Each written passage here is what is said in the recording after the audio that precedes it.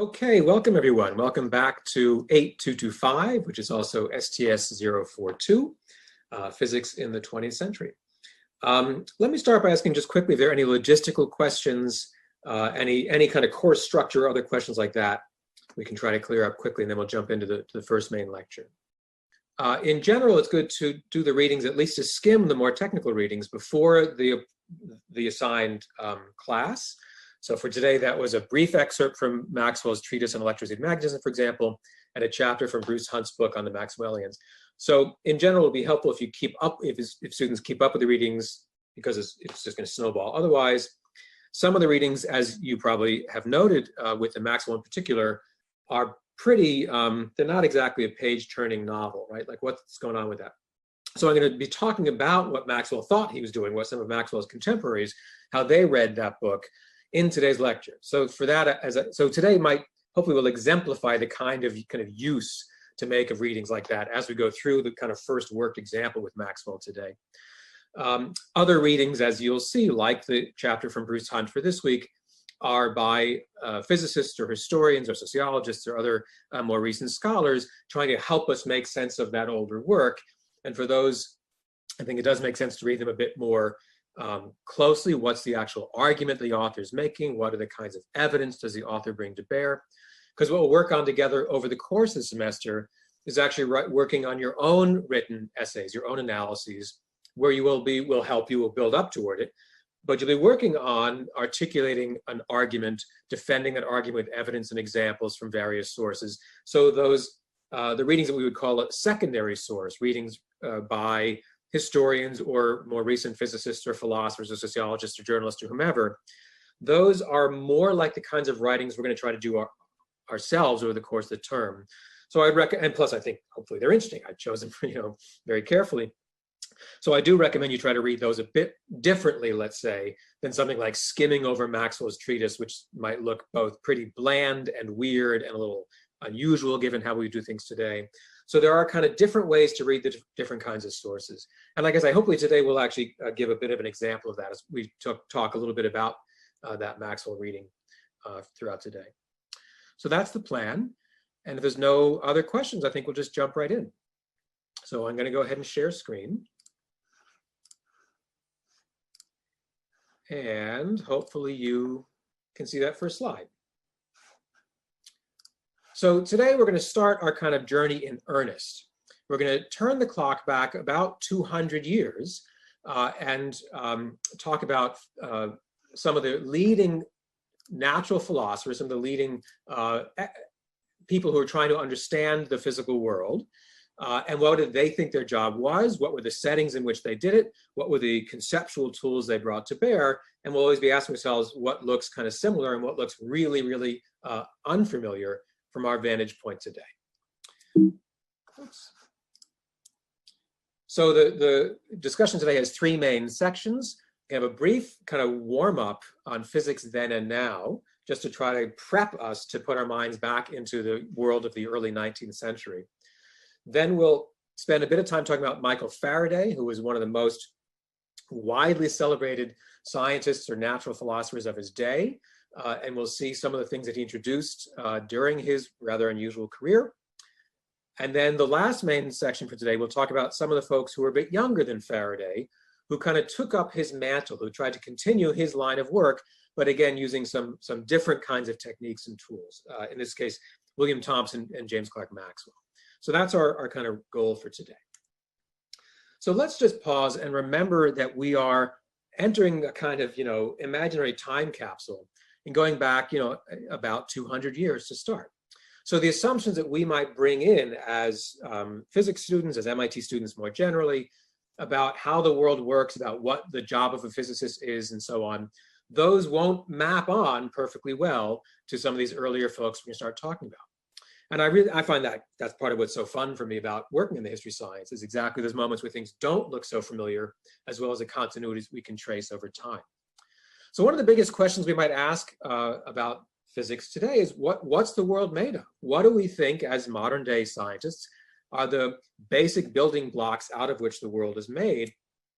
If we were to conduct a a survey of most working physicists at MIT or really anywhere around the world at this point, we'd get an answer along these lines. We would hear about something called the standard model of particle physics, which is amazing, and we'll actually talk a bit about the standard model later in this semester.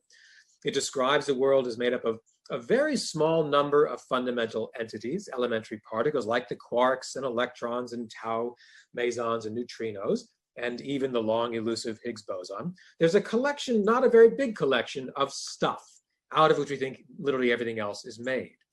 We'd hear the physicists today talk about the tools that have been developed to try to study the interactions of those elementary bits of matter, how different particles can interact with each other, can scatter off each other, can transmit the fundamental forces of nature by exchanging certain kinds of particles in a vacuum. Depending on which physicist we ask, we might get an earful, maybe more than we invited, saying that actually all those particles are themselves really only the kind of the efflorescence of more fundamental entities called strings that live in some abstract space. The point is we're going to get an answer like this about basically particles exchanging particles in the vacuum. Now, if we were to build our time machine, which I sincerely hope we can complete soon, and we go back, 100 or let alone 200 years to say, talk with leading natural researchers in Britain, and we told them this answer, that physicists today said the world is made of particles exchanging particles in a vacuum, they would have thought we were really not with it. I like to think they would have shouted bollocks, or at least something maybe more colorful. Every single part of this modern answer would have looked extraordinarily wrong-headed to the people that we're going to spend some time reading about and talking about at the start of this term.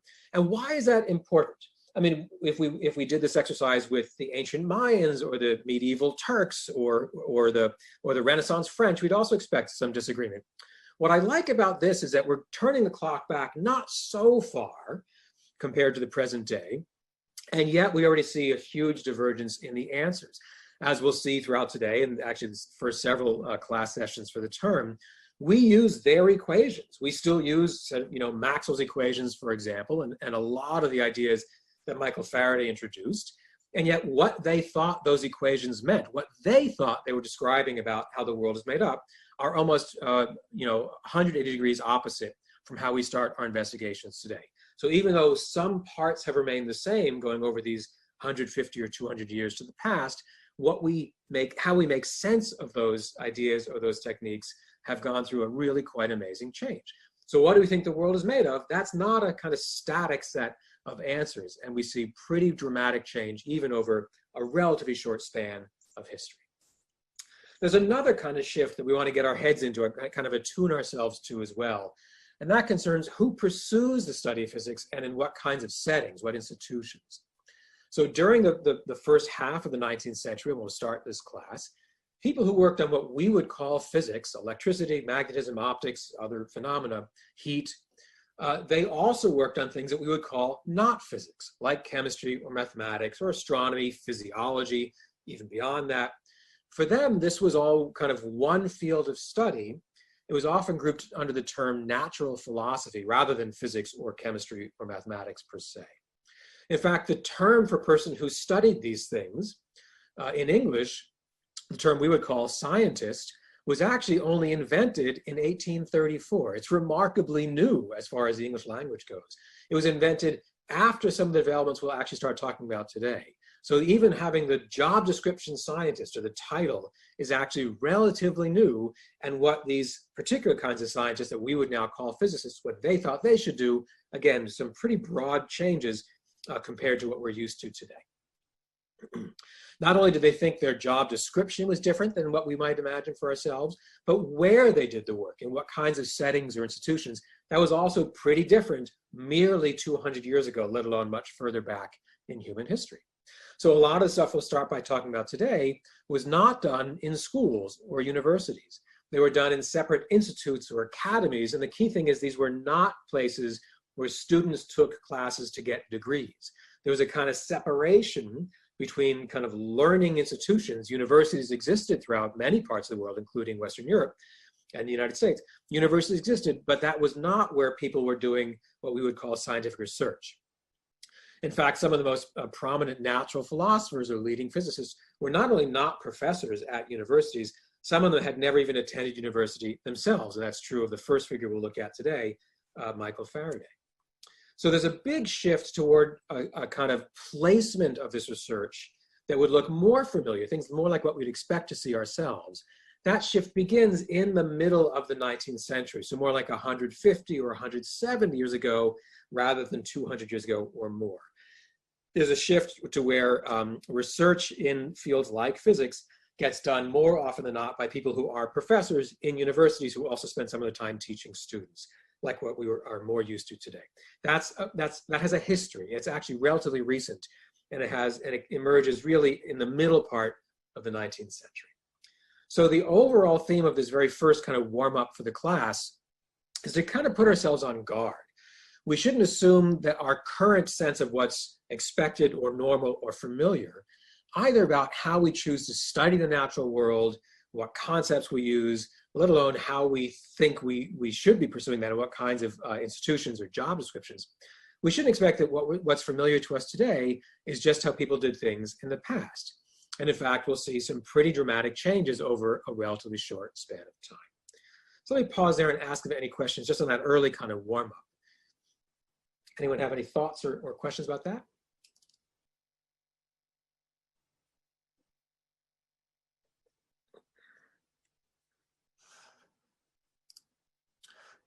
If not, then I'm going to press on. Again, feel free to jump in on the chat if things come up. Let's talk about this first figure I already mentioned, Michael Faraday. We're going to spend a little time talking about Faraday. I think he's fascinating. So he became one of the most successful and actually one of the most famous natural philosophers in his lifetime, in fact, really of the entire 19th century. He had a pretty remarkable personal story, and I think we'll also see he helps sort of make clear some of the larger social and institutional changes going on as well. He helps us understand his own larger time period. Personally, he had this really kind of inspiring rags to riches story. He was born into a rather poor family. He never attended high school, let alone college or university. He was apprenticed to a bookbinder at age 13. That means he literally left his family, moved in with his main tutor, and was apprenticed in a kind of trade. So in that sense, his career path started out closer to what we might expect of the Renaissance or even the Middle Ages than to the modern period. It was a kind of time still of guilds and of trades associations, and his role, his way to make a living, was to learn the kind of manual dexterity skills of being a bookbinder starting early on. He met the very famous chemist or natural philosopher Humphrey Davy when Davy gave a series of public lectures on natural philosophy at the Royal Institution in London, and we'll talk a bit about the Royal Institution. It was not a university, it was a place where research was done and public lectures were given. So Faraday was just mesmerized by Davy's lectures. He actually took very careful notes on these public lectures. Faraday then bound them into a beautiful, very fancy book. And here's how we know he was so smart. He then gave that fancy book to Davy as a gift. And I have a hint here of what you can do with that information. He basically bribed his way into a new kind of apprenticeship. Davy was very flattered and impressed by the kind of manual skills, by the dexterity that Faraday had shown. So Davy hired Faraday for basically a new kind of apprenticeship. Faraday had never attended high school or college. It wasn't that he was trained in mathematical physics, quite the contrary. But Davy figured Faraday could do some new kinds of manual dexterity skills in the laboratory as a laboratory assistant, a kind of continuation of his bookbinder apprenticeship. So that's how Faraday enters what we would now call the world of natural philosophy. So years and years go by. They work very closely for a long time. Davy eventually steps down, he retires, and Faraday, in fact, became his successor, now the director of this Royal Institution in London. So much like I mentioned a few moments ago, Faraday worked on really a kind of mind-boggling array of topics, mind-boggling from our modern point of view, quite kind of familiar to his own contemporaries. So he worked on what we would separately classify as chemistry, optics, electromagnetism, electrolysis, and more. To Faraday, these were all elements of a single unified approach to nature. And he was particularly fascinated, even more than some of his contemporaries, with this interconvertibility of forces. How could electrical effects make physiological effects happen, like using electric shocks to make a frog's leg jump?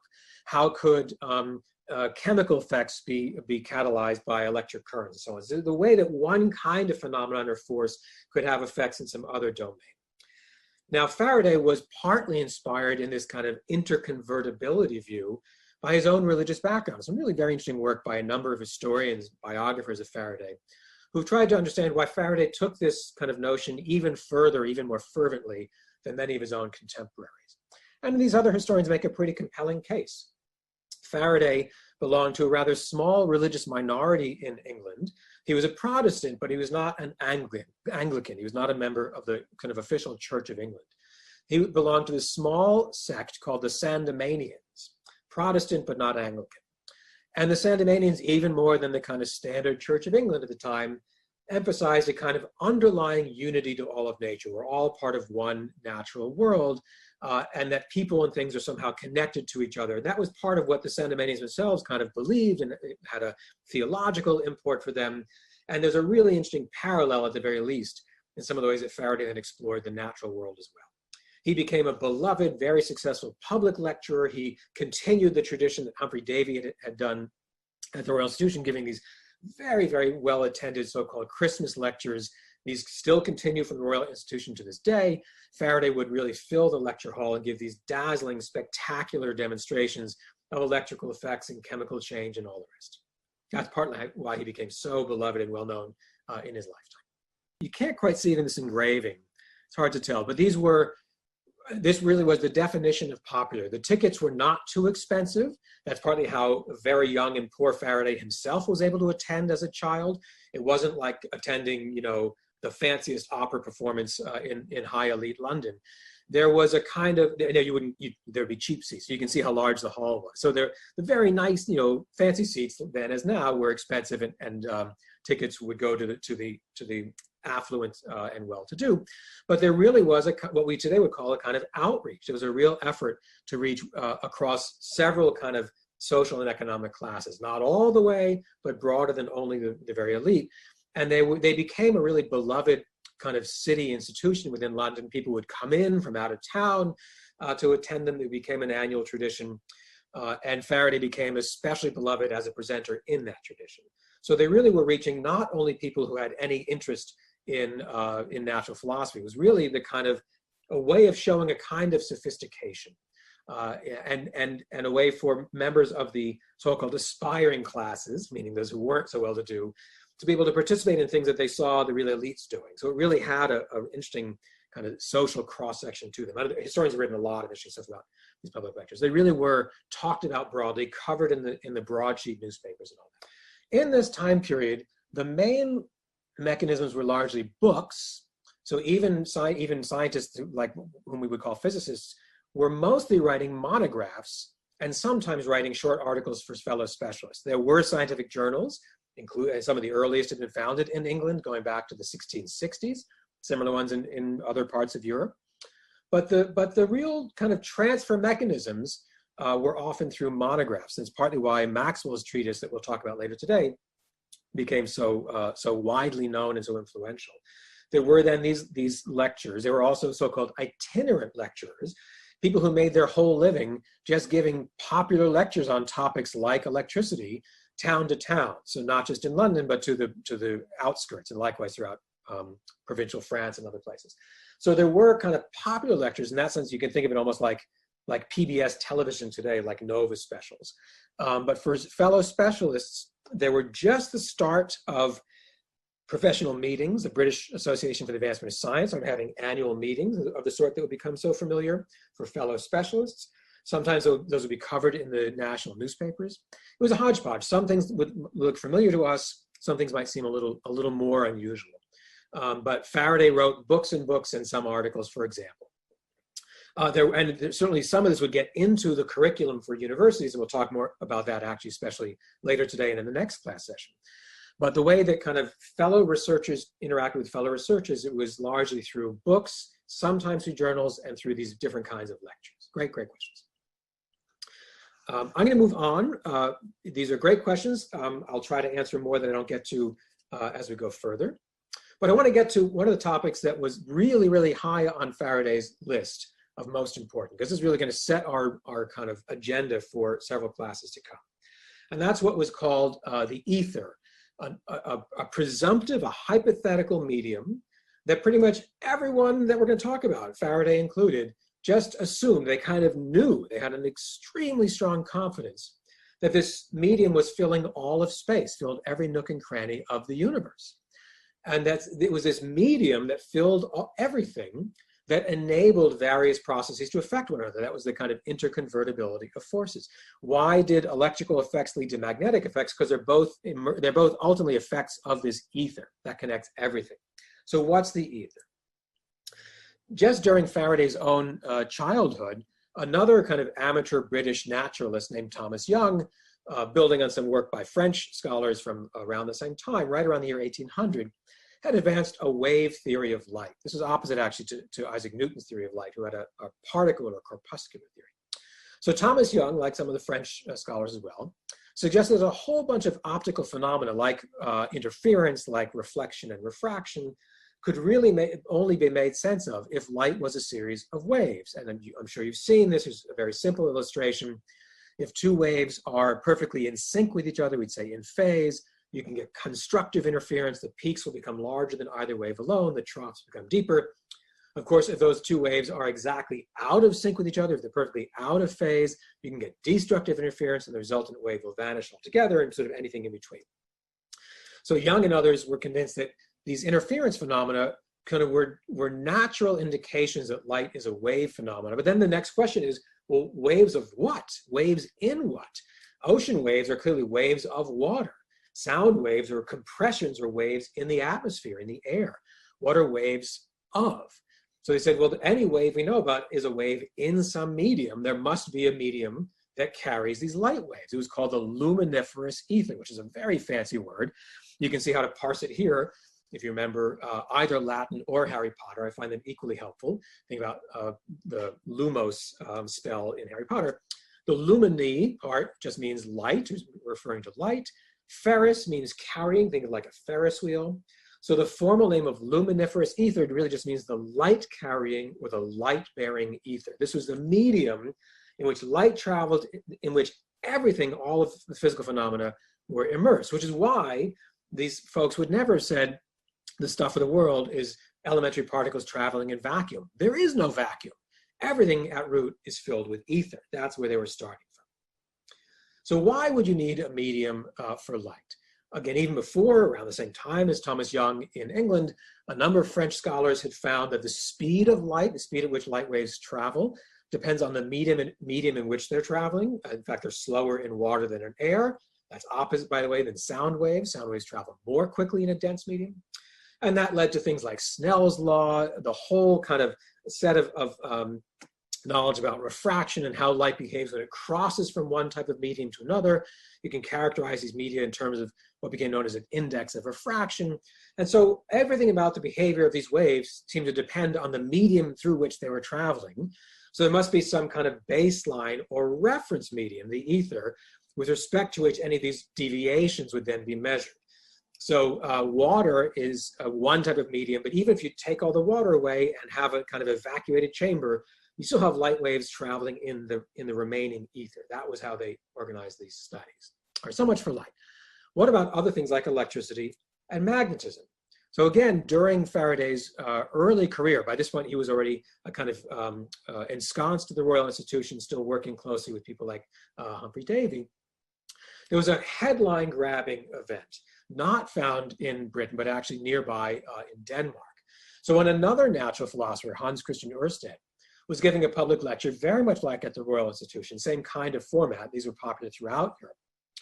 Ørsted was giving a public lecture, and he accidentally discovered in the midst of his talk something that he really didn't expect. He had an apparatus that looked a lot like this, a kind of a conducting coil, so there's a conducting wire, and he had nearby a compass, so a magnetic needle.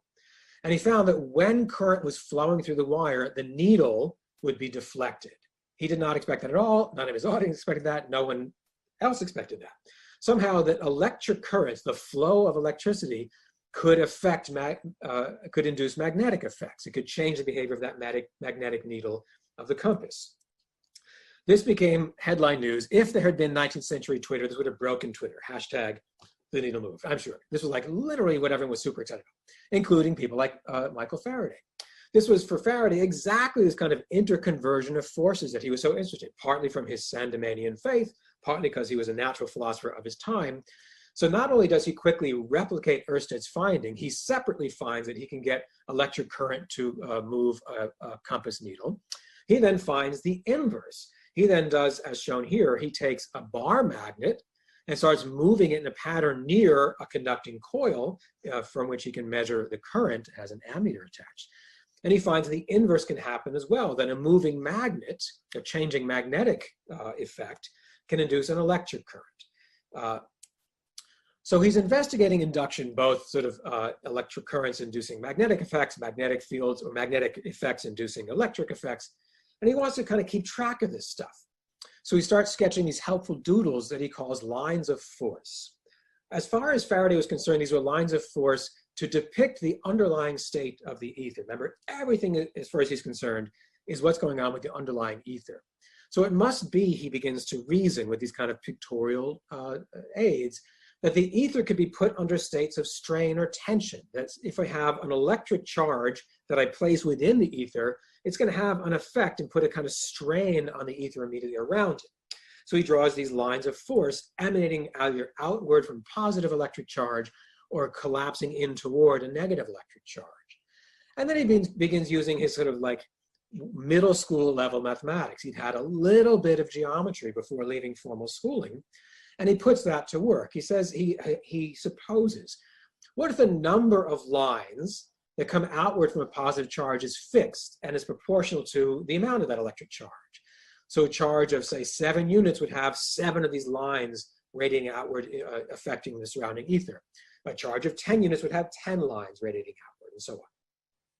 Then you can imagine what would happen if you surrounded that positive charge with a kind of imaginary sphere at some distant radius. Then you can ask, how many lines per unit area will cross through that imagined sphere? The density of field lines will fall out. The lines are dispersing as you get further and further away from the electric charge. So the density of field lines, how many of those lines will intersect a kind of unit of that sphere, will fall off like 1 over r squared. You take the fixed number of lines, divide by the surface area that you've surrounded that charge by. The area goes by like 4 pi r squared. So the density should fall off like 1 over r squared. That was really exciting to Faraday, because he had learned from, again, from French scholars like Coulomb, not too long before, really just in Faraday's own childhood, that there was this Newton-like force of attraction or repulsion among electric charges. We now call it Coulomb's law, that this magnitude of the force between 2 electric charges falls off like 1 over the square of the distance, exactly as Faraday had kind of reasoned toward by thinking about states of tension in the ether and how that strain would be kind of dissipated at more and more distance. So Faraday went on. Remember, he was so excited not only about one topic like electricity, but also about magnetism. What if you plop a bar magnet down in the ether? Then he could do that with these things like iron filings and trace out the kind of lines of influence around the magnet, something you've probably done even as a child. And he realized that he could make sense of this also in terms of lines of force, that these iron filings were helping him map out the kind of magnetic effects, the strain that the bar magnet with its north and south magnetic poles could do for the surrounding ether. What's really interesting here is that Faraday starts to say that sometimes forces might not be transmitted only along the kind of straight line shortest path between A and B. That was the sort of rule for all Newton-like forces. The magnetic lines of force would bend, they'd curve, they would have these kind of looping paths. And so maybe the magnetic force did not always go on shortest distance paths. And more generally, Faraday starts saying, let's keep track of all these states of tension in the ether.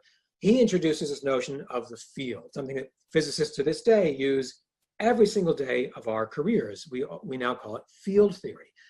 It largely comes as being introduced by Faraday as he tries to make sense of, with kind of convenient mnemonic devices, these states of strain in the ether. So the electric and magnetic fields, as far as Faraday was concerned, were simply ways of characterizing the local state of the ether as represented by these kind of lines of force. What were the stresses and strains at that spot in the ether? How do they change if I go to this spot? How do they change at that one spot over time? This is what he says is the notion of a field. It's just shorthand for the state of the underlying ether. But is that real? One might still wonder, is the ether just a helpful thing to think about, or did Faraday and his colleagues think it was really part of the world? And it was unambiguously for them part of the world, not just convenient to think about, but really the stuff from which the world was made. And we'll talk about this in some more detail over coming class sessions. Faraday thought he found like the golden proof in 1845, and now is a much more senior researcher. How could you demonstrate the ether was real? Well, let's study the interaction between magnetic fields and the behavior of light, in particular polarized light. This is now known as the Faraday effect, or the Faraday rotation. It's one of these things that's literally still in our textbooks. We use it all the time. It comes from Faraday's efforts to prove to himself and his colleagues that we are all immersed in this elastic, bendable ether. So Faraday and his peers, the idea was the following, that if you put the ether under local strain by putting a local magnetic field in some region of space, that magnetic field will have a kind of twisting or curling effect, a kind of torsion on the underlying ether. And then this light wave is traveling through this kind of deformed local bit of the ether. So its behavior will change. And in particular, what's called the plane of polarization, the direction in which its wave is waving, will rotate. There'll be some angle shown here as the angle beta. So if the field starts out, the wave starts out waving in one direction, it will literally be rotated by some angle. The amount of rotation depends on the strength of the field and the distance through which this ether is under tension. This is not just a good idea for 1845. It's how we make sense of the world today, minus the ether part. But it comes from trying to figure out, is the ether real? Just last year, I had fun working with a really terrific Europe student. Some of you might know Max Doschner. He and my friend Joe Formaggio in physics. We use this exact same phenomenon, that an external magnetic field will rotate the plane of polarization of light, not to talk about the ether, but as a way to jam quantum encryption indefinitely. So in the sort of hyper-modern physics of the moment, we're still going back to Faraday rotation, and yet Faraday thought this was a way of characterizing the ether. I just love that. We're going to see many examples of that throughout the class. Let me wrap up the Faraday part, then I'll pause again for some more questions. So Faraday, as we've seen, worked on a variety of phenomena, what we would call separately chemistry and optics, electrolysis, even physiology, let alone electricity and magnetism.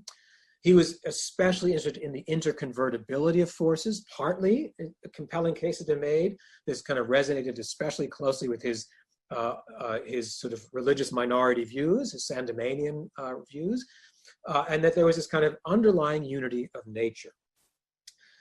Faraday was never trained in advanced mathematics. He had really just the rudiments of this kind of pictorial geometry, like we saw with the kind of lines of force. He was an apprenticed tinkerer. He had tremendous manual dexterity skills and also great cleverness.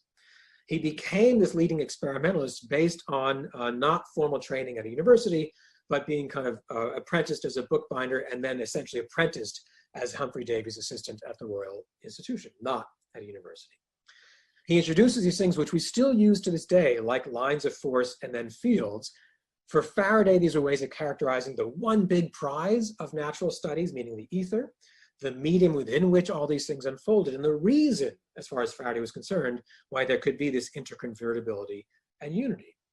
So in place of Newtonian action at a distance, that somehow one object could instantaneously affect or exert a force on another one, Faraday starts explaining all physical phenomena. He has the ambition to explain everything in terms of these local fields. There's a local disturbance here at position x equals 1, and it can convey effects to its nearest neighbors point by point.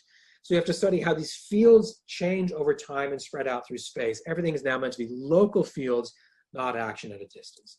Let me pause there again and ask for any questions. See at least one more item in the chat. Any questions on the Faraday material?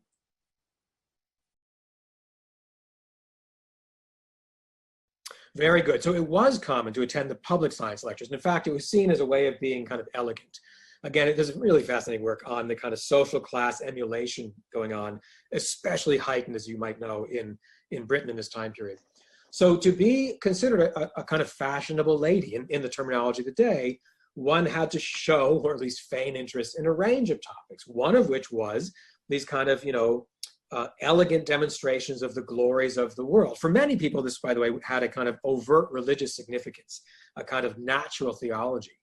Not for everyone, but for many in this period, the idea was that learning about how electric shocks make frogs' legs twitch, or how a magnetic bar magnet can induce electric current.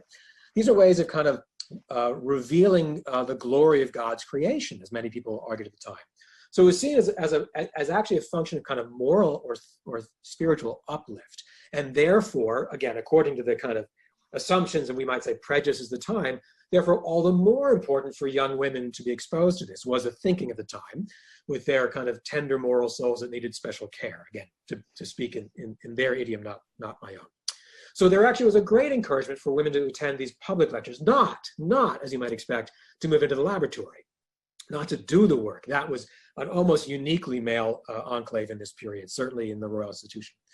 But to be sort of exposed to it, to be part of the broader kind of polite discussions, it was one way of showing that you were, had a kind of appropriate upbringing. And again, there's lots of cool stuff. I'd be glad to talk more about that or send some references from my reading. The short answer was yes, to attend the Christmas lectures at Royal Institute, that was an awesome thing to, bring your daughter to. But at the time, and this is something we'll see change rather slowly, but change over time throughout the semester, at that time, it was not something that was seen as a kind of acceptable or appropriate day job or a career path. So that was a very, very clear gender disparity, but a great openness to have women participate in that limited way in the kind of public lectures. So very good question. We'll come back to that theme quite a lot. Great questions. Oh, that's so good. So we'll come to some of that in this very next unit right now. So partly I'll just punt. But the short answer is there was a growing recognition in just this time period among many influential government leaders, not only in Britain, in many parts of Europe, in fact, many parts of the world, China and Japan, certainly North America, a growing recognition during this exact time period that many nation states would benefit from investing in what we would now call science and technology, or science and engineering.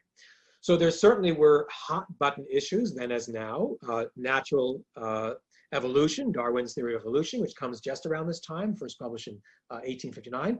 That becomes yet another flashpoint for tension and controversy. But for a lot of this work in what we would now call the physical sciences, as we'll see, there was actually a kind of investment, a new kind of priority in a lot of this work, not across the board, not without its own hiccups. We'll come to that. But it was actually a turning point in a new kind of investment, partly because many of these places were undergoing their own kind of nation-based industrial development. And we'll see that actually even more explicitly in the next class. Some of it today with Maxwell, and in the next semester. It was a great question. It's a theme we'll trace throughout the semester. But even in Faraday's own lifetime, that was beginning to change into a more kind of a higher priority and investment in exactly these topics. Great question. Any others? Should we press on? These are great. So keep them coming. These are great historical questions to help us think about like what was different back then, what might have been similar. So we're going to keep that kind of back and forth in mind as we enter now just the last part for today's class. And we're going to talk about William Thomson and James Clerk Maxwell.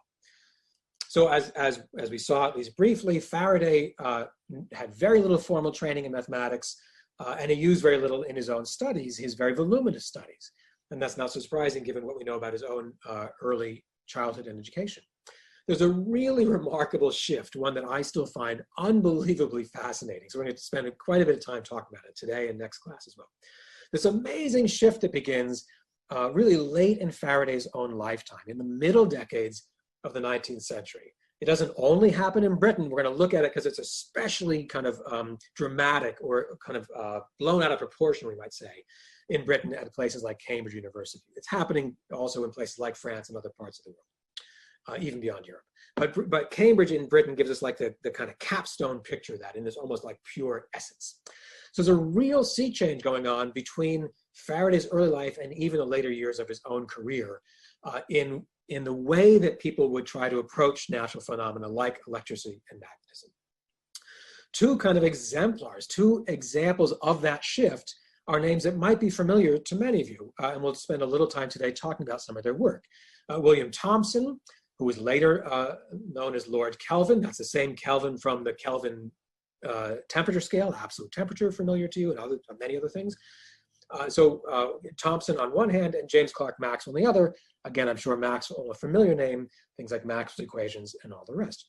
So these two folks were about 2 generations younger than Faraday. They were coming of age when Faraday was already a well-known natural philosopher. They pick up on Faraday's work. They were avid readers of Faraday's books, often monographs, not just his articles. And they begin to translate it into a very powerful mathematical formalism of the sort that Faraday had no inkling of whatsoever. Turns out both Thomson and Maxwell were born in Scotland. They were not from London or the immediate English surroundings.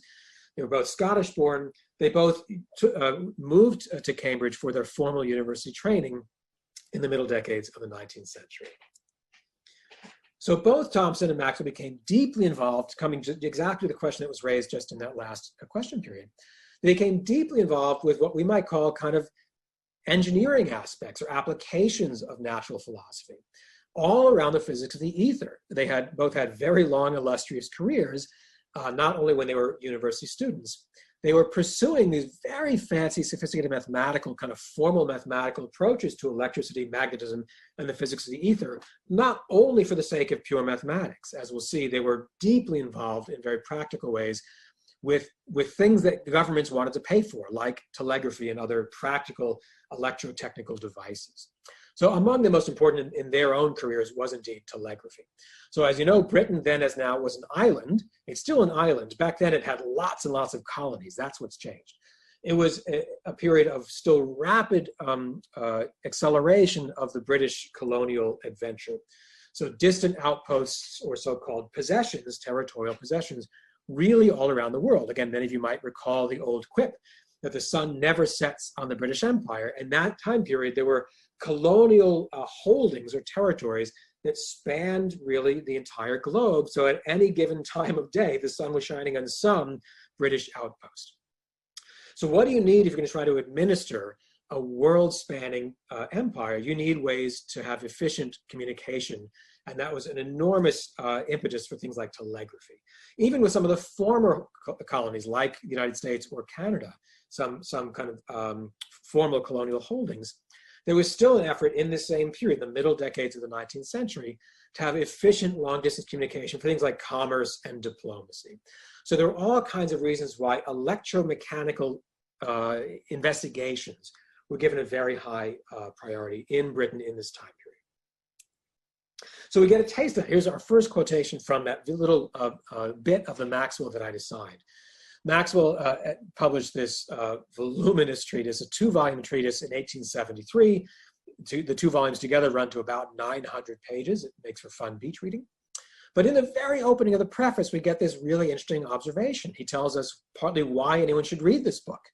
And he says here, the important applications of electromagnetism to telegraphy have reacted on pure science by giving a commercial value and indeed a kind of governmental diplomatic value to accurate electrical measurements, and by affording to electricians, that is to say experts in the field, the use of apparatus on a scale which greatly transcends that of any ordinary laboratory. They're getting huge investment to conduct very large investigations with very elaborate apparatus.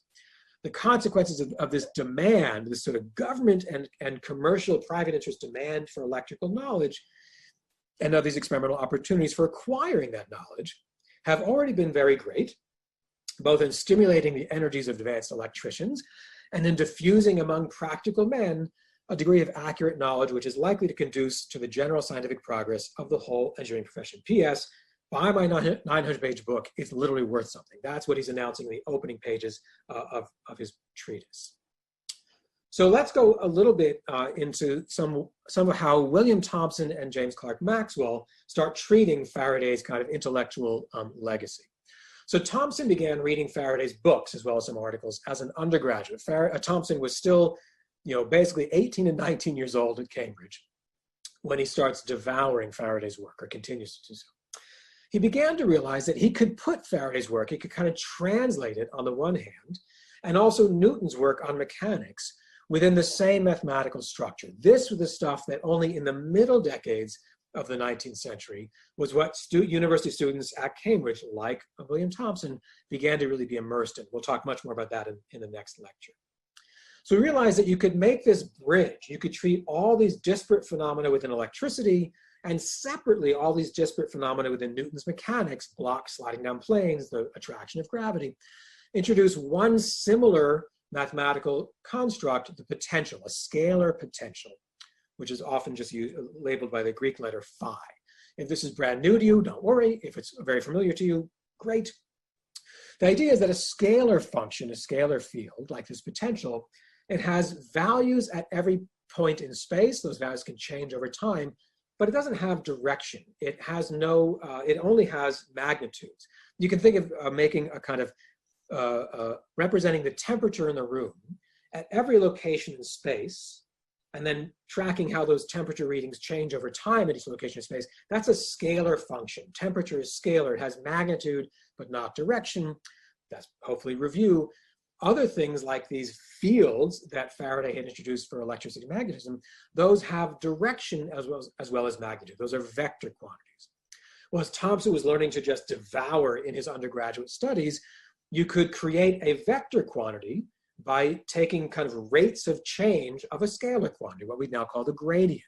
So the gradient, often written with this upside down triangle or the nabla symbol, the gradient of a scalar function gives a vector function. And in particular, one could represent these vector field-like quantities of either electricity or gravitation by first writing down a simpler mathematical object, the scalar function, scalar potential. So he first reviews what had already been worked out by a bunch of 18th century savants throughout France, so French scholars throughout the 1700s, downstream from Newton himself.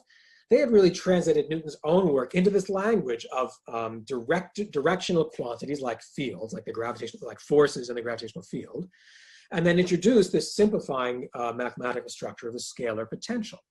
And then you could study not just how the field is related to changes in that scalar function, the gradient.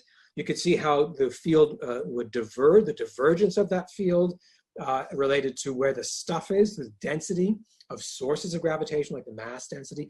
This was basically a translation, retranslation of Newton's work from the 1680s, translated into this more modern language throughout the 1700s by the French scholars of direction-full vector quantities being related to derivatives, to rates of change of simpler scalar quantities. That was literally textbook stuff. That's what Thomson's learning as an undergraduate. It's not Thomson, not those French folks in this case, who says, can we make a one-for-one map? He's absorbing this cool Faraday stuff. He says, what if we represent an electric field as a state of strain in the ether, exactly as Faraday had begun kind of groping toward pictorially? There's electrical forces, forces, related to an electrical field, the state of disturbance of the ether. Sorry, how'd that happen? Oh, sorry, gang. Okay, you can then relate the electric field again to rates of change of a simpler quantity, a scalar potential, exactly analogous to the gravitational case. You can then ask how the electric field is diverging throughout space and time, like those lines of force getting more and more spread out from each other in Faraday's simple pictures. And that's related to where the stuff is, to the sources of this electrical disturbance, the charge density, how many electrical charged objects are distributed throughout space per unit volume, say. So he makes a one-to-one map. And he says there's really this precise mathematical analogy between electrical phenomena and mechanics, like Newton's laws, and the mapping is done by this a little bit more formal, more fancy mathematics.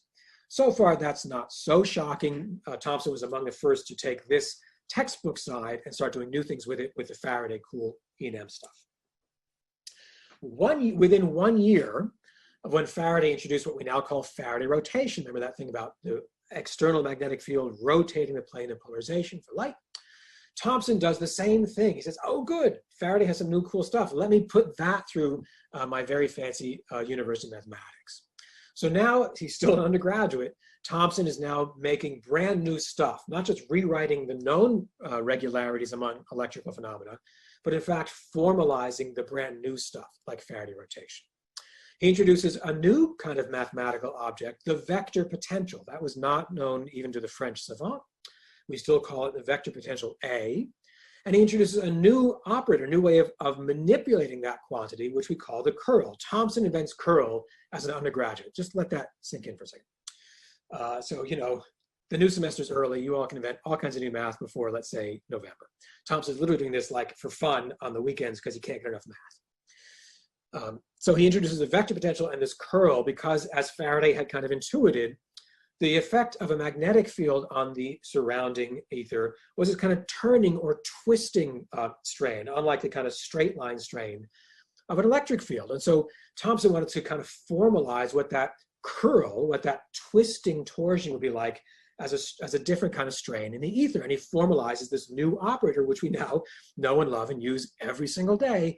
It comes out of Thomson trying to treat mathematically formally what he was still learning very actively from people like Faraday.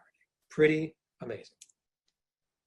So following Faraday's lead, Thomson begins to interpret this mathematical result mechanically. Remember, we saw that one-to-one bridge between the kind of Newton mechanics stuff and the electricity stuff. He says if the same mathematics applies, maybe it's the same physical explanation undergirding all of it. The ether, he had learned from people like Michael Faraday and others, the ether seemed to be this elastic physical medium. It was literally a kind of stuff spread out everywhere, and that medium could be put under local states of tension or strain, with twist, with directional properties described by these vectors. So these new mathematical techniques like curl could quantify this physical mechanical medium's response to pressures like electric and magnetic fields. He really took that to heart. In a famous set of public lectures, much like these London ones, he actually came to Baltimore in the United States and gave very, very well-attended popular lectures in Baltimore. Thomson basically tried to give his audience a feel for what these kind of experts were doing. This is direct quotations of, again, people in their fancy opera gloves, like out for a night on the town, to hear the great Lord Kelvin by this point, the great ennobled Lord Kelvin describe about the latest advances. And he tells this fancy audience, stick your hand in a bowl of jelly, okay, and see how it wiggles and vibrates as you move your hand around. That's what it was to do physics, because the jelly is just like this elastic ether. It's everywhere. And the job of super smart, ambitious people like William Thomson was to quantify the wiggles and vibrations of that ether, much as you would if you disturbed this pot of jelly. I love that. This becomes known as a mechanical worldview. If the mathematics was the same, make this one-to-one mathematical map, then maybe you could model electromagnetism literally on mechanical models. You have an elastic stuff under states of strain with directional properties. And if the models reproduce all the relevant phenomena, like Coulomb's law and all the rest, all the electromagnetic phenomena, then maybe these aren't only analogies or models. Maybe the ether really was merely a mechanical system, just like that jar of jam. So it becomes a mechanical worldview. All of the things of the world are to be understood on the mechanical kind of vibrations or responses of this space-filling ether. Last part, then I'll pause for more questions. We're almost done. We're going to turn to Thomson's slightly younger colleague, James Clerk Maxwell. I mentioned they had a similar upbringing, a couple years apart, both Scottish, both come to Cambridge for their undergraduate studies. Maxwell was a couple years younger. I don't think they actually overlapped in Cambridge. They came to know each other later. Maxwell, like Thomson, becomes steeped in this new Cambridge mathematical training. We'll talk a lot more about the Cambridge training in the next class. And Maxwell develops further analogies between these electromagnetic kind of ether-based systems and mechanical systems. Here's a famous example. And this, by the way, you get some more description of this in that chapter by Bruce Hunt in the reading for today. So to model the effects of a magnetic field on the ether, Maxwell imagines this elaborate system. Basically, it's like a contraption of like pulleys and conveyor belts and gears. We don't have to worry about the details so much. The ambition is what I want to convey. That there's a physical model of an actual system, a mechanical system of gears, levers, and straps that he thinks is what's really going on in the ether when we do things like put a little patch of ether under local strain from a magnetic field. So between these kind of vortices, as depicted here, are these idle wheels that sort of stay in place but can change the rate at which they turn. It really is like these conveyor belts. If an external force changed the rate at which one of these vortices was spinning, you could change it by imposing one of these external fields like a magnetic field. You change the rate at which this kind of unit cell is spinning. That changes the rate at which the immediately nearest neighbors are going to be behaving. It's all this Faraday field idea of local neighbor to local neighbor, not action at a distance. So this unit cell starts to change its rate of rotation. That changes the speed at which these intervening, these so-called idle wheels spin. That then changes the rate at which their nearest neighbors spin, because they're literally connected. So it's all local effects. So all effects are local. And the way that a magnetic disturbance affects something over there is by these local effects propagating through the medium in this kind of gears and straps conveyor belt sort of way. And again, he gives us hints about this even in the brief excerpt from Maxwell's treatise that I assigned for today.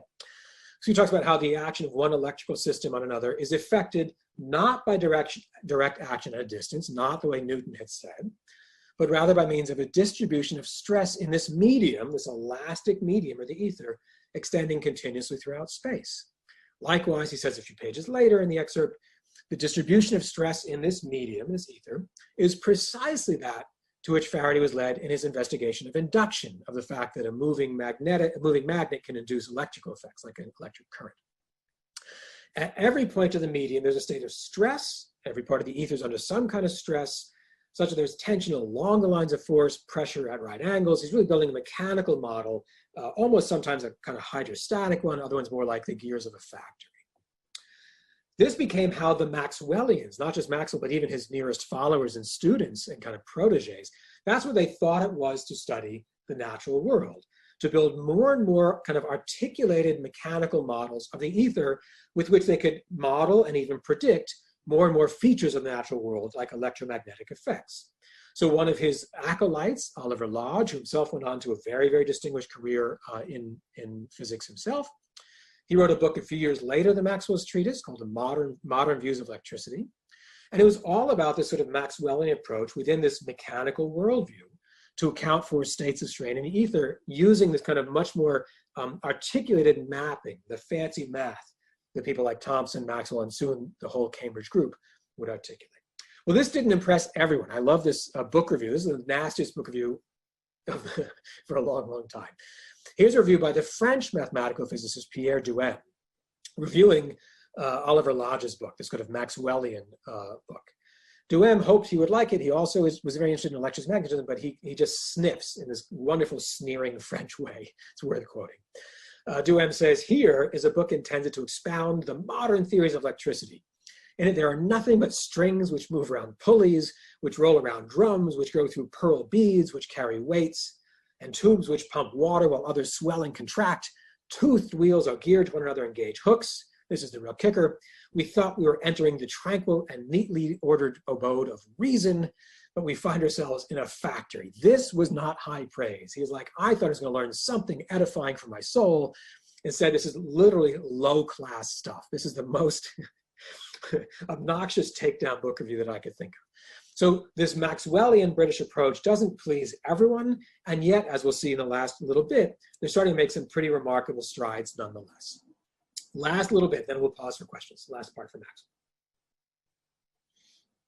So while working out this sort of mechanical model, how would local disturbances propagate through this elastic medium of the ether? Maxwell starts putting in some quantitative values for the way to characterize the kind of response of the ether. These are really like spring constants. How stretchy is the ether, or how much stretchiness or tension do you get sort of per unit applied external field? When we apply an external electric field to this part of the ether, how much does the tension change, or likewise the magnetic fields? They're really like spring constants, analogous. And that's what he and his colleagues are measuring in their local laboratories and studying. Then he goes back to these mechanical models to ask how quickly would a mechanical disturbance begin to propagate within this mechanical ether. And he finds, really to his surprise, he didn't see that coming, these disturbances in the ether, those moment by moment local effects, would move at a speed he already knew very well, the speed of light. Here's a direct quotation from his very famous paper from 1865. And he says, the velocity of transverse undulations in our hypothetical medium, I just love that phrase, transverse undulations in our hypothetical medium, meaning the speed at which these waves of ether are traveling, that speed agrees so exactly with the velocity of light that's calculated from optical experiments and actually mostly astronomical tests, that we can scarcely avoid the inference that light consists of the transverse undulations of the same medium, the ether, which is the cause of electric and magnetic phenomena. Translated into how we might say it today, light waves were literally nothing but traveling disturbances of electric and magnetic fields within this light-bearing, all-pervasive ether. He gets this unification of electricity, magnetism, and optics by thinking very, very hard and very quantitatively about the mechanical response of this all-pervasive ether. So let me wrap up, then I'll pause. I see a bunch of comments coming up in the chat, so I want to make sure we have time to chat. So let me just wrap up and then we'll get to discussion. Leading natural philosophers of the 19th century were really quite convinced, and they had very good reasons, that the world is made of just different kinds of stuff than how our contemporaries would answer that question. That opening question, what's the world made of? The folks back then, world-leading, rightly celebrated scholars, Faraday, Thomson, Maxwell, and for that matter, people like Pierre Duhem and his contemporaries as well. They were convinced that the world was not made of elementary particles that skitter around in a vacuum, but rather there was no vacuum, and particles were a kind of afterthought. We'll come back to that next class. That the world is filled with this elastic physical medium, the ether, and everything that matters is a response to that ether to various kinds of mechanical disturbances. As Lord Kelvin says, stick your hand in a bowl of jelly, see how it wiggles. That's what the world is made of. Up until the middle decades of the 19th century, many leading, highly accomplished, and very influential natural philosophers like Michael Faraday could enter research careers based on this apprenticeship model, closer to the Middle Ages or the Renaissance than to today. They often worked in sort of institutes which had no formal teaching function. They were not, for the most part, based at universities. That's what begins to change in the middle decades of the 19th century. So Faraday, Thomson, and Maxwell, in their own different ways, pursued these analogies between this light-bearing or luminiferous ether and mechanical systems. Faraday with his rather rudimentary geometrical arguments and his very clever kind of pictorial aids, Thomson and Maxwell with his increasingly sophisticated mathematics. And we'll look at that some more next time. They all became convinced of what became called a mechanical worldview. The electromagnetic effects were literally nothing but mechanical effects on this all-pervasive ether. Moreover, this is the birth of what we now call field physics. Local causes yield local effects. There's no action at a distance, unlike Maxwell's description, Newton's description of gravity. A can affect B, but it'll take some time for the effects to propagate, and certain kinds of propagating effects, like these electric and magnetic transverse undulations, those show up as nothing other than what we call light. Let me stop sharing the screen there, open it up for questions. There's a huge set in the chat. I think won't get to them all today.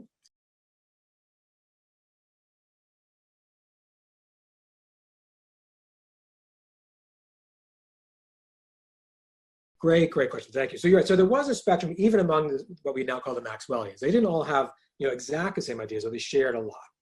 And so indeed, some of them wondered, is this a useful analogy? And if so, should we nonetheless keep pursuing it, see what we get out of it? Others were convinced that it's not merely an analogy. It's a helpful analogy precisely because of some deeper similarity. And individuals' views changed over time, and the whole group would have a kind of, let's say, evolving center of gravity.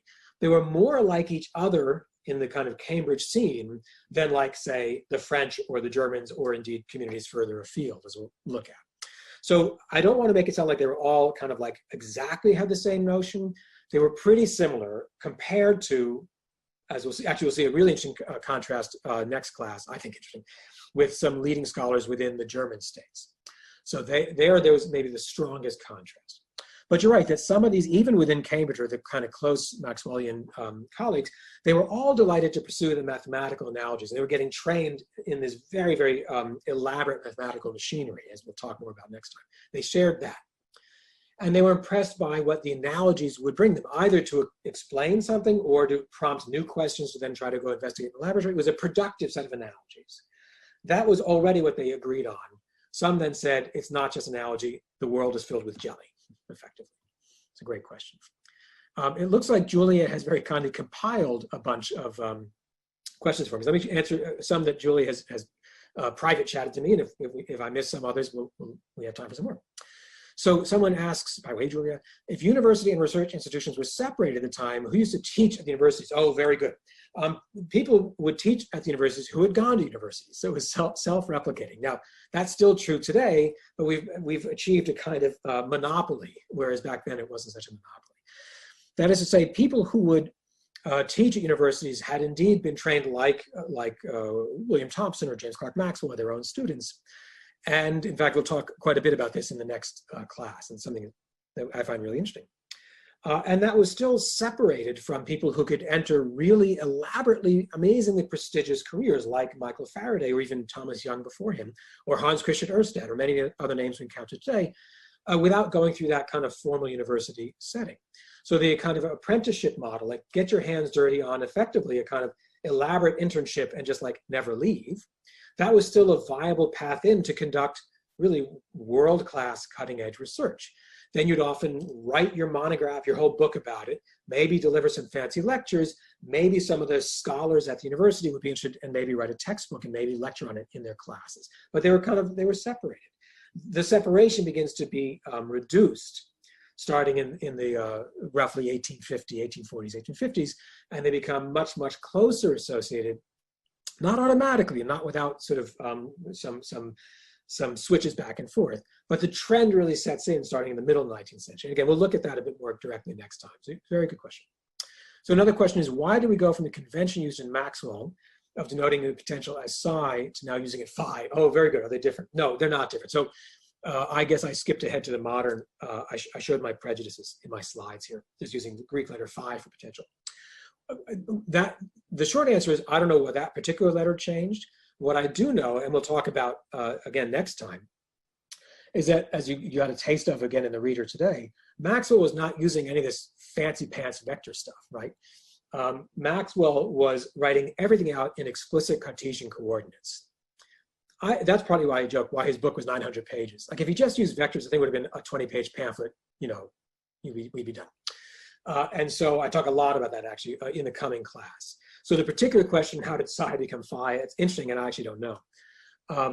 But the larger question about Maxwell's notation, and in particular how it can become so valuable for people like us when he writes these incredibly clunky, pain in the butt kinds of things, that's partly why I gave you those excerpts from his treatise.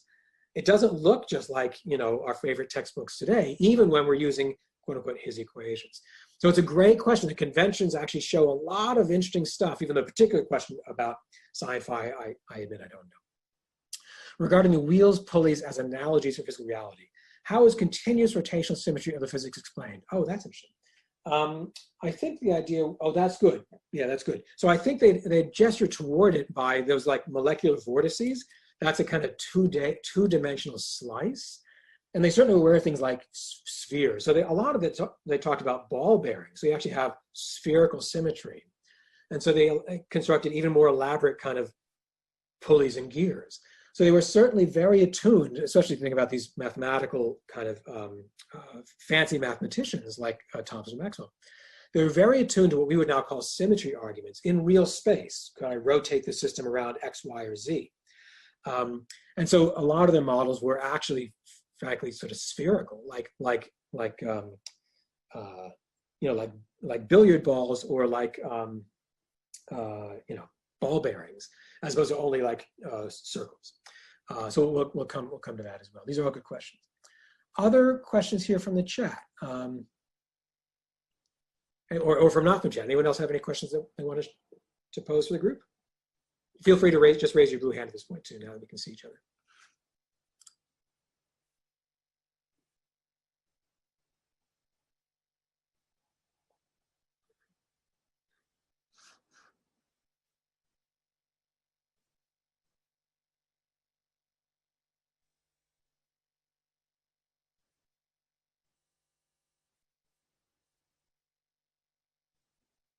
I like the comment about putting your hand in jelly and now your keyboard's sticky. My apologies for your keyboard, but just trying to catch up on the chat here.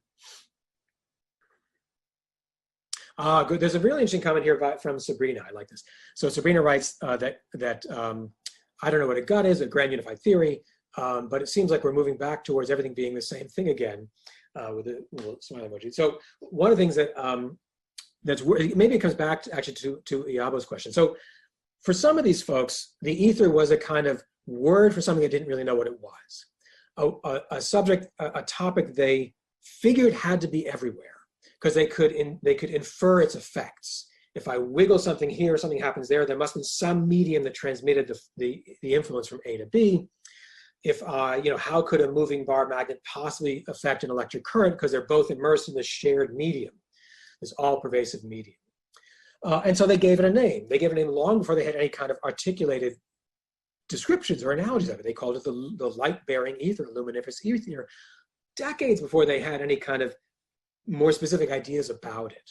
And so in that sense, I think it is kind of like we're in a similar situation today, and we'll talk a bit about this near the very end of this semester, with our quest to understand what's the world made of.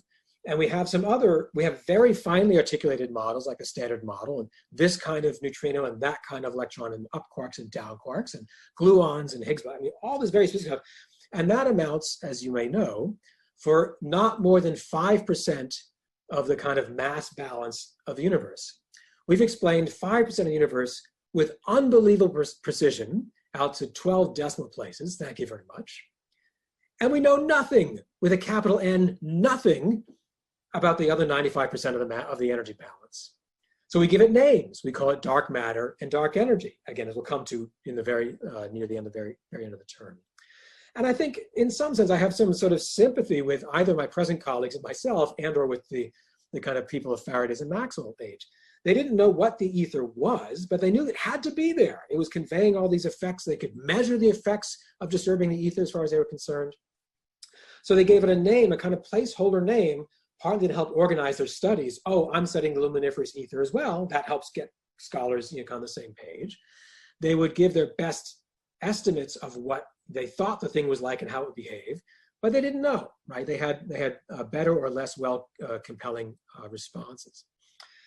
And I think we're in a very similar situation today, not by design, not by our hopes, but because we have been stymied now for decades to get any more kind of carefully articulated knowledge about what specifically is dark matter that seems to be filling every galaxy much, much more so than ordinary matter. What particularly is this other separate kind of stuff that we now call dark energy.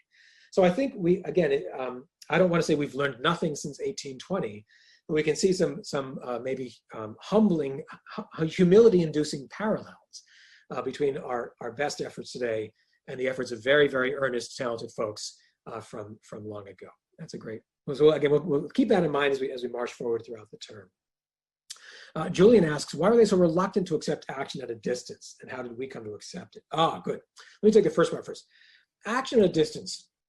That's a great topic. Newton famously says, when it comes to the phenomena of gravity, I feign no hypotheses.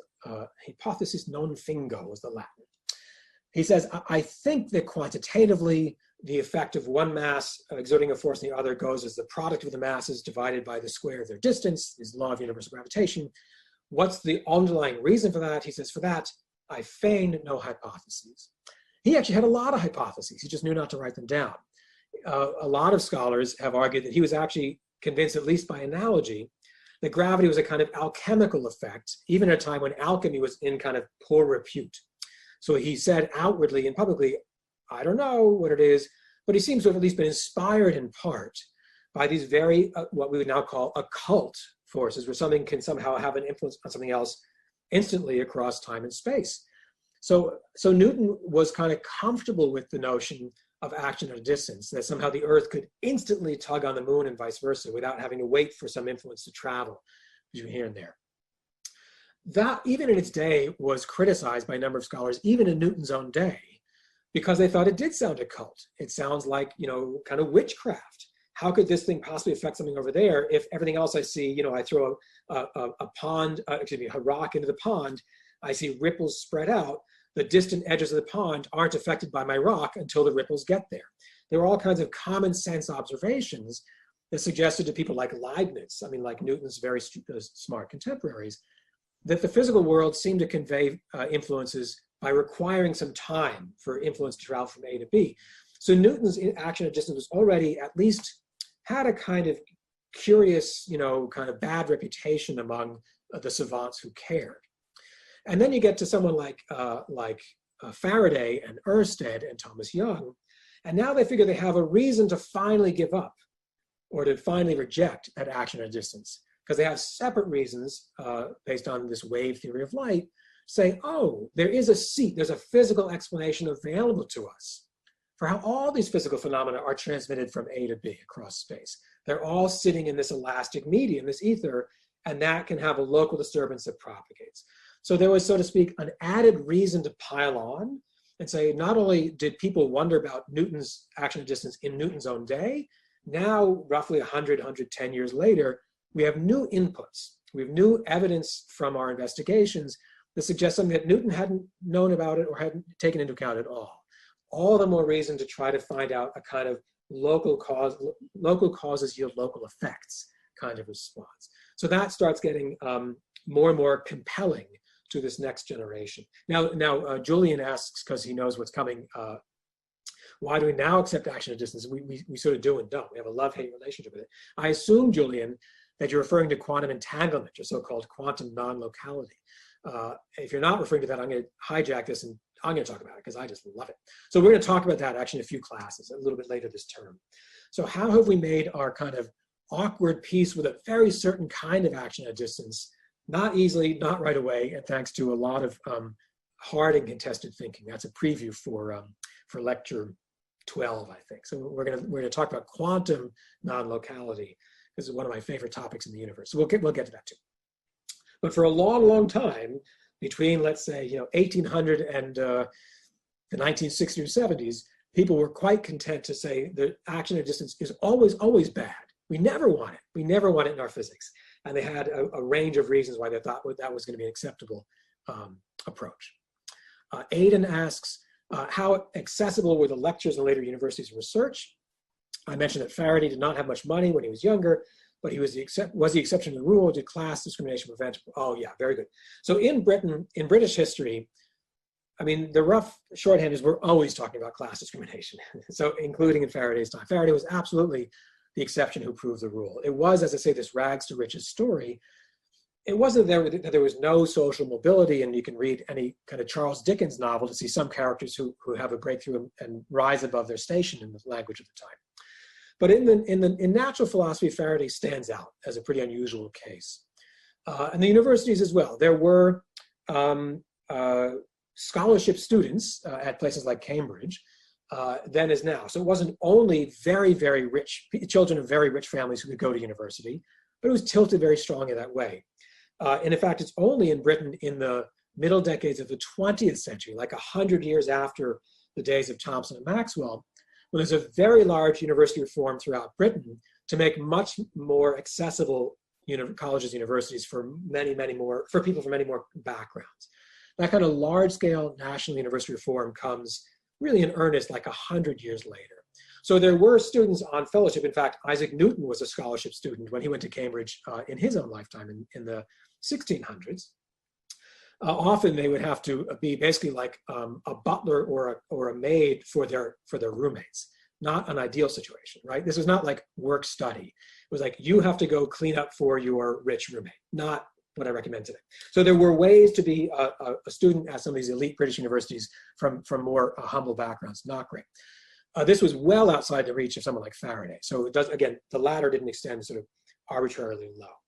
But there was a range of social classes in universities in this time, not a full range. And that begins to change pretty slowly all over the world, including in Britain, including, frankly, in the United States. And of course, we still have challenges even here. So that's a great question. Faraday was indeed the exception who proves the rule within natural philosophy. Yeah, great question. Any other questions there? If not, I realize we're pretty much at the hour. Those are great questions. Thank you so much. I hope it's not too clunky. We'll try to get better. I'll try to get better at flowing in the questions and discussion throughout these Zoom lectures. Anyway, thanks everyone. Great questions. I'll post the video as soon as it's done processing. It'll go to the Canvas site, and we'll pick it up there for next week. Everyone stay well. See you soon.